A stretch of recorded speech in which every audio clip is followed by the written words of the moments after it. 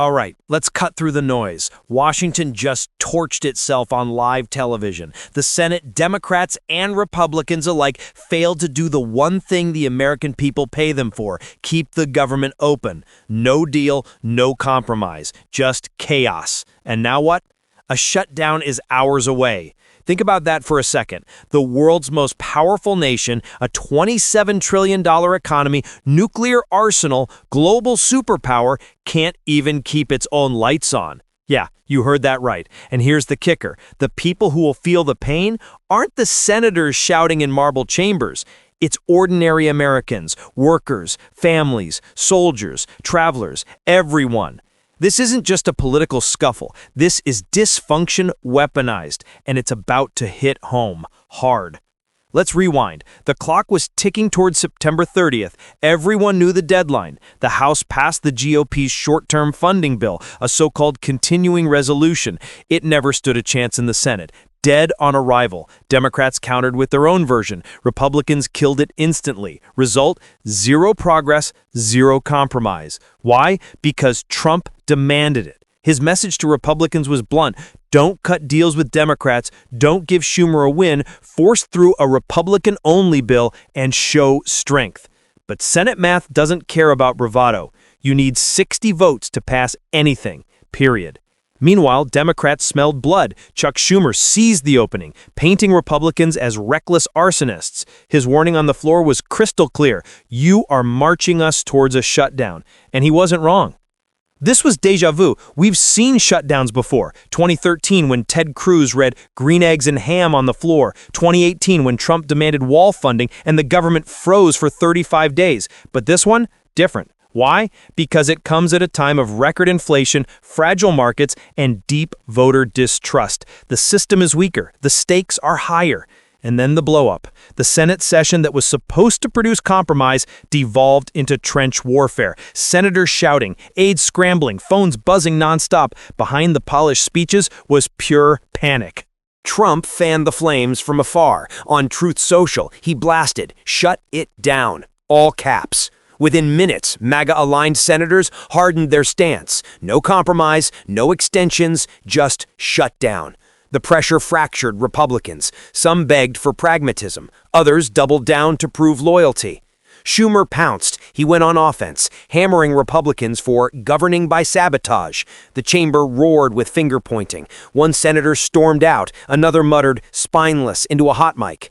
The moment was ugly, raw, televised, and Americans were watching. The media swarmed. CNN, Senate meltdown. Fox News, Democrats refuse accountability. Twitter, TikTok, YouTube flooded with clips of red-faced senators clashing. It looked less like democracy and more like a dysfunctional family brawl.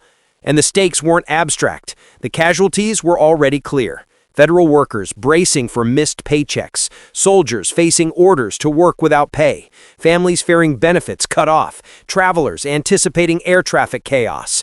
This wasn't a fight over talking points. It was a fight with real human collateral. Federal agencies quietly rolled out their shutdown playbooks. Non-essential employees, hundreds of thousands, told to prepare for furloughs. Offices marked for closure, Social Security branches, national parks, passport services. Agencies debated which workers could be forced to show up unpaid. Markets twitched. Investors hate uncertainty. Small businesses reliant on federal contracts panicked. Airlines warned delays could skyrocket. TSA workers threatened sick-outs. The ripple effects were everywhere. Politically, Republicans bore the brunt. They control the House. They demanded the hardline strategy, and it backfired. Trump's call for strength looked more like weakness. Schumer mocked them as saboteurs, and polls from past shutdowns showed a pattern. Voters usually punish Republicans hardest.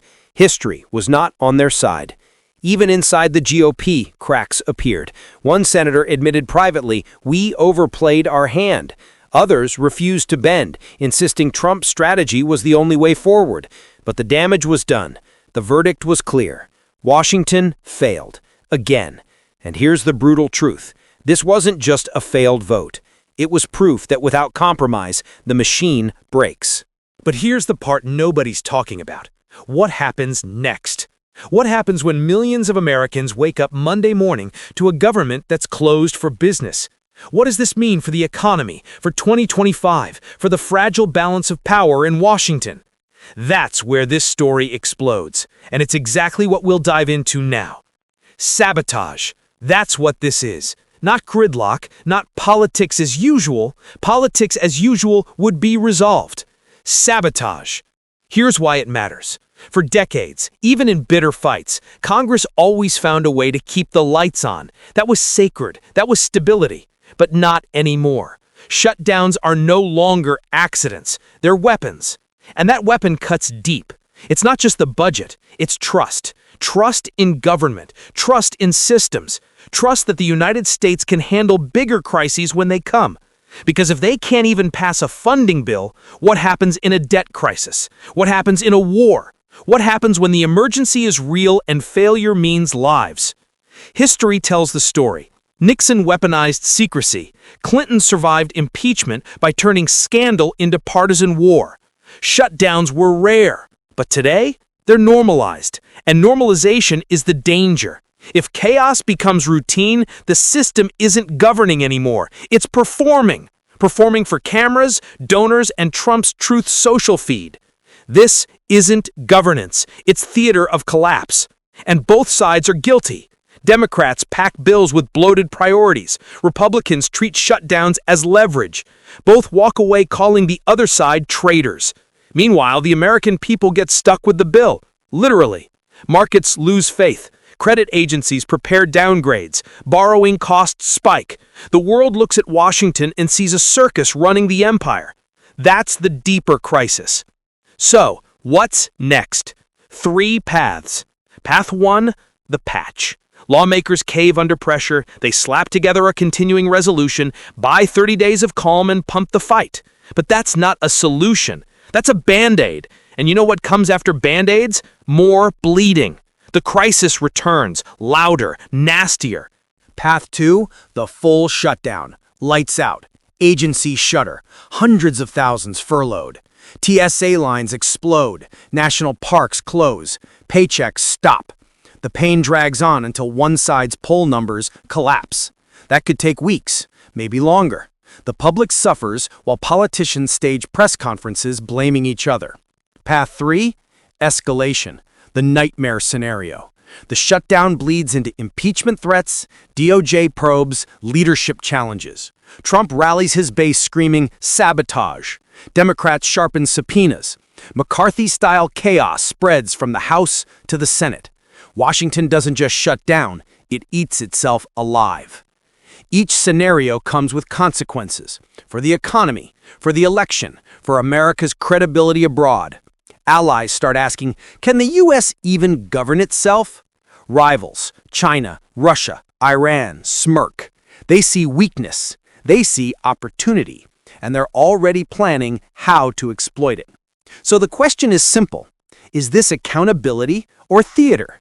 Are these leaders fighting for principle or just for camera time?